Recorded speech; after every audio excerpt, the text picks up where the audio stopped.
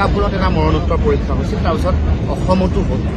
দুয়োটা মৰণোত্তৰ পৰীক্ষাৰ যিটো ৰিপৰ্ট প্ৰতিবেদন অসমৰ ৰাইজক দিব লাগে, এইটো দাবী। মৰণোত্তৰ পৰীক্ষাৰ প্ৰতিবেদন ৰাজহুৱা কৰিব লাগে, ইয়াক বন্ধ কৰি ৰাখিব নালাগে। শৰীৰটো নীলা হৈছে বুলি কৈছিল, আমি কৈছোঁ যে লেডৰ উপস্থিতি থাকিব পাৰে, হাড় লেবৰেটৰীলৈ দিব লাগে, ফৰেনচিক লেবৰেটৰীলৈ। বিভিন্ন মানুহৰ মৃত্যুৰ যেতিয়া সন্দেহ কৰে বিভিন্ন চেম্পুল কালেকশ্যন কৰা হয়, চুলি, নখ, শৰীৰৰ তেজ, মৃত শৰীৰৰ তেজ, এইবোৰ কালেকশ্যন কৰিব লাগে। কালেকশ্যন কৰি লেবৰেটৰীত ফৰেনচিক লেবৰেটৰীলৈ পঠাব লাগে। মই মৃত্যুৰ যিদিনাখন অন্ত্যেষ্টিক্ৰিয়া হৈছে পিছদিনাখনেই কৈছোঁ যে নীলা হ'লে সাধাৰণতে লেড বহুত দিনত মানে নেপোলিয়ান বোনাপাৰ্টৰ মৃত্যুৰ বহুত দিনৰ পিছতহে গম পাইছিলে যে তেওঁক হেৰি কৰা হৈছিল। হিটলাৰৰ মৃত্যুৰ পিছত বহুত দিনত গম পোৱা গৈছিল যে তেওঁলোকক এনেকৈ শ্ল' পয়জন দিয়া হৈছিল। এই কথা বতৰাবোৰ আমি এতিয়াও কৈছোঁ যে যিহেতু নীলা হৈছে শৰীৰটো, ইয়াত বিভিন্ন ধৰণৰ এনেকুৱা ধৰণৰ মানে হেৰি উপস্থিতি থাকিব পাৰে, মানে এনেকুৱা বিষক্ৰিয়াজনিত কাৰণ হ'ব পাৰে। গতিকে এই কথা বতৰাবোৰ পৰীক্ষা নিৰীক্ষা কৰিবৰ কাৰণে এই কথাবোৰ, সেইকাৰণে তদন্ত ফাষ্ট ট্ৰেকত হ'ব লাগে আৰু মৰণোত্তৰ পৰীক্ষাৰ প্ৰতিবেদন ৰাজহুৱা হ'ব লাগে। হত্যা হোৱা বুলি কৈছে আৰু আমি প্ৰবল জনমতৰ পাছত সকলোৰে আন্দোলন, হেঁচা আৰু ব্যাপক জুবিন গাৰ্গৰ মৃত্যু বা এই হত্যাৰ ন্যায় লাগে, এই দাবীত সমগ্ৰ অসমৰ জনগণ একত্ৰিত হোৱাৰ পাছত সজোৰে শক্তিশালীভাৱে এই দাবী উত্থাপন হোৱাৰ পাছত চৰকাৰে দুগৰাকী দোষীক কৰায়ত্ব কৰিবলৈ তেওঁলোকে সক্ষম হৈছে। বা প্ৰথমতে তেওঁলোকে পূজাৰ ছুটী দিছিল, পূজাৰ ছুটী সম্পূৰ্ণ কৰিব নোৱাৰিলে, 6 তাৰিখলৈকে দিছিলে। অৰ্ধ ছুটী তথাপিও তেওঁলোকে ল'লে, অৰ্ধ ছুটী লোৱাৰ পাছত কৰায়ত্ব কৰিলে।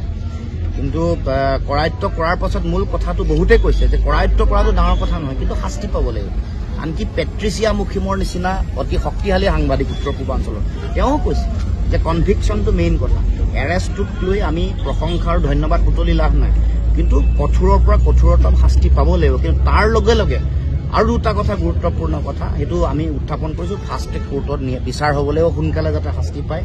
দ্বিতীয় কথাটো হ'ল যে যিসকল ব্যক্তি ছিংগাপুৰত এই গোটেই কথাটোৰ লগত জড়িত হৈ আছিল, ইয়াতখন বুক কৰা, লৈ যোৱা, তাত বিভিন্ন খোৱা বোৱা কৰা, তেওঁক নৈ বা সাগৰলৈ জঁপিয়াবৰ কাৰণে উৎসাহিত কৰা, এইসকলক তদন্তলৈ আনিব নালাগে। ভিডিঅ' কৰা যিসকল মানুহ, যোনে কৰিলে, যিগৰাকীয়ে কৰিলে, ভিডিঅ' কৰা মানুহগৰাকী, যোনে আপোনালোকৰ ওচৰলৈ ভিডিঅ' পঠাই আছে এডিট কৰি কৰি, সম্পূৰ্ণ পোৱা নাই, কাৰোবাৰ শব্দ ওলাইছে সিফালৰ পৰা ভাহি, সেইসকলক তদন্ত আওতালৈ আনিব নালাগে। গতিকে এইকেইটা মূল কথা।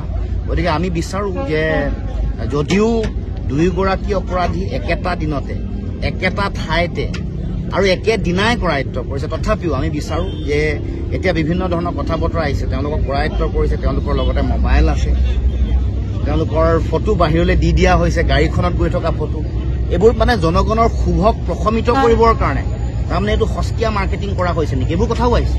আমাৰ কথা হ'ল মূল কথাটো দোষীয়ে শাস্তি পাবই লাগিব, আৰু সেইকাৰণে আমি দোষীৰ শাস্তিৰ দাবীত আমি অলৰ অচৰ আৰু অটল হৈ আছোঁ। মই ইতিমধ্যে আপোনালোকৰ আগতেও কৈছোঁ যে জুবিন গাৰ্গৰ এই হত্যা বা এই মৃত্যুৰ ন্যায়ৰ কাৰণে আমি সকলো ওলাই আছোঁ, যুঁজিছোঁ, আৰু তাৰ কাৰণে মানুহে আমাক যিয়েই নকওক লাগে, ৰাজনীতি কৰা বুলি ক'লেও জুবিন গাৰ্গৰ মৃত্যুৰ যদি ন্যায় বিচৰাৰ সময়ত কোনোবাই যদি কয় যে ৰাজনীতি কৰিছে, 100 বাৰ নহয় 1000 বাৰ ৰাজনীতি কৰিবলৈ ওলাই আহিম, জুবিন দাৰ মৃত্যুৰ ন্যায় লাগিব।